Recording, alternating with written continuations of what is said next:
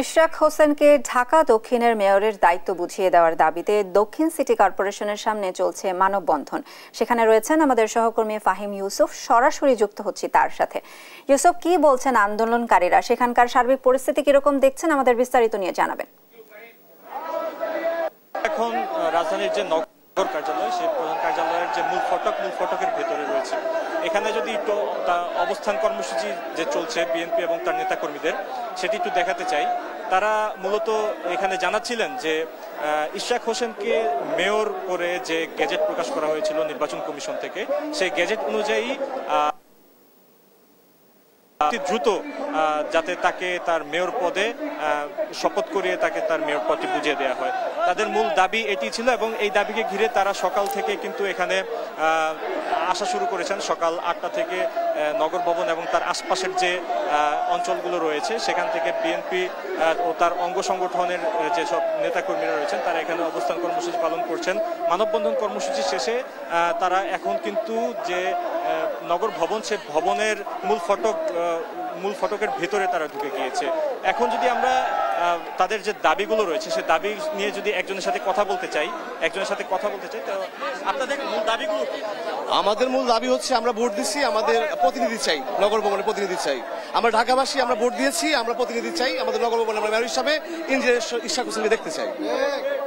সেক্ষেত্রে আপনাদের কি এখন পর্যন্ত কোনো আলটিমেটাম দেওয়া হয়েছে কিনা, সময়সীমা বেঁধে দেওয়া? আলটিমেটাম আজকে কিছুক্ষণের মধ্যে আলটিমেটাম দিব, আমাদের নিজস্ব ডেট দিব। এর মধ্যে যদি না হয় তাহলে আমরা লক্ষ লক্ষ জনতা নিয়ে শহীদ মিনারে গিয়ে প্রয়োজন বোধে আমরা শপথ পড়াবো ইনশাল্লাহ। যেটি শুনতে পাচ্ছিলেন যে তারা জানাচ্ছিলেন আমাদের, যদি এখানে ইশরাক হোসেনকে সরকার তার যে পদটি রয়েছে, তার যে মেয়র পদটি যদি বুঝে না দেন, সেক্ষেত্রে যদি আজকের মধ্যে শপথ না করান, তারা অতি দ্রুত শহীদ মিনারে গিয়ে তারা শপথ করাবেন। তাছাড়া অনেক নেতাকর্মীদের কাছ থেকে আমরা জানতে পেরেছি যে আলটিমেটামের যে বিষয়টি সেটি হচ্ছে আজকে ঘোষণা হতে পারে যে কতটুকু সময়ের মধ্যে তাকে এই পদটি বুঝিয়ে দেয়া হতে হবে।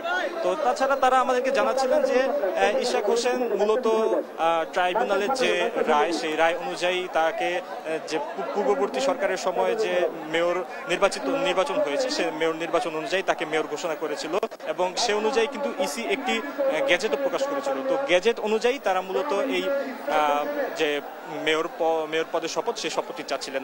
এছাড়া তারা বলছিলেন যে যদি অতি দ্রুত এই গেজেট অনুযায়ী যদি না দেয়া হয়, সেই ক্ষেত্রে তারা বিএনপি ও তার অঙ্গ সংগঠনের যে ঢাকা দক্ষিণের নেতাকর্মীরা রয়েছেন তারা নগর ভবন ঘেরাওয়ের পাশাপাশি শহীদ মিনারে গিয়ে তারা নিজেরা এই যে নিজের থেকে যে ঘোষণা দেওয়ার বিষয়টি, তারা সেখানে মেয়র হিসেবে তাকে।